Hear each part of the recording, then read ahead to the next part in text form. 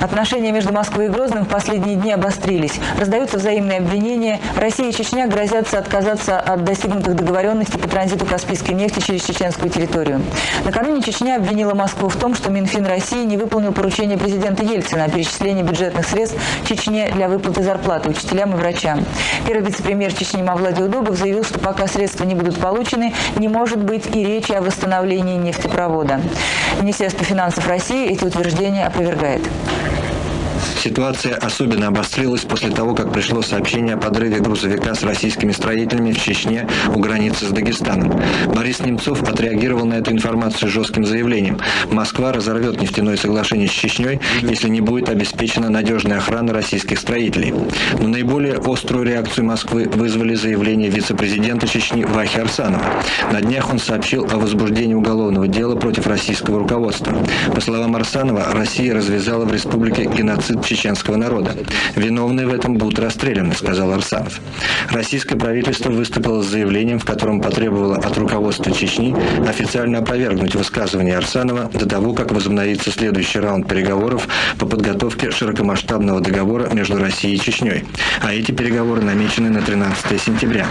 Сегодня в Грозном чеченское руководство провело совещание. Ожидалось, что по его окончании Чечня огласит свою позицию в отношении заявления российского правительства. Однако первый вице-премьер Чечни Мавлади Удугов сообщил, что официальная реакция Грозного будет объявлена завтра, не раньше полудня.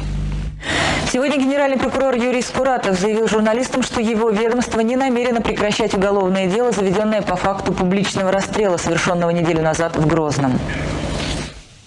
Из уст генерального прокурора прозвучала сегодня правовая оценка публичной казни в Грозном. Такая форма судопроизводства законами российскими не предусмотрена. Нарушены грубо нормы уголовно-процессуального законодательства. Дальше. Вы знаете, что каждый гражданин имеет право на помилование.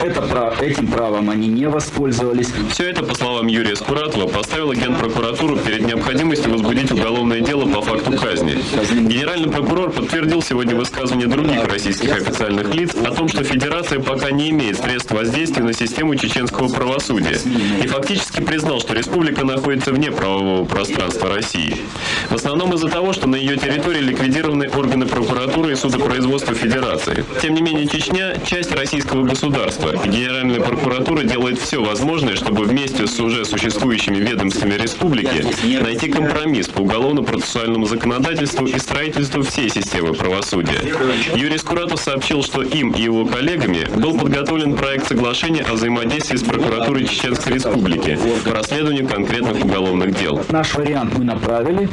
Сейчас чеченская сторона посмотрит этот вариант. Она его обсудит, выскажет свои замечания и предложения.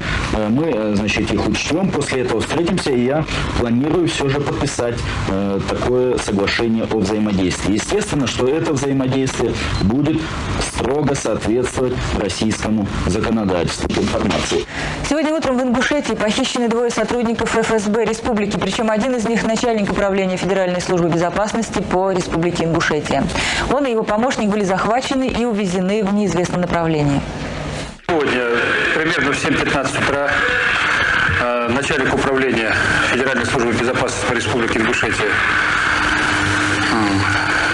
со своим офицером вышел из дома, направляясь на работу. Примерно, рядышком с домом на них произведено было нападение. Эти люди, свидетели есть, которые видели эти обстоятельства захвата и похищены. Похитители были на 2 автомашинах. По республике введен план «Кольцо». Все дороги, ведущие в республику и из нее, взяты под контроль подразделениями ОМОН и спецназа. Привлечены и военные. 3 вертолета 58-й армии ищут преступников с воздуха. Предположительно, захват был произведен с целью получения денежного выкупа.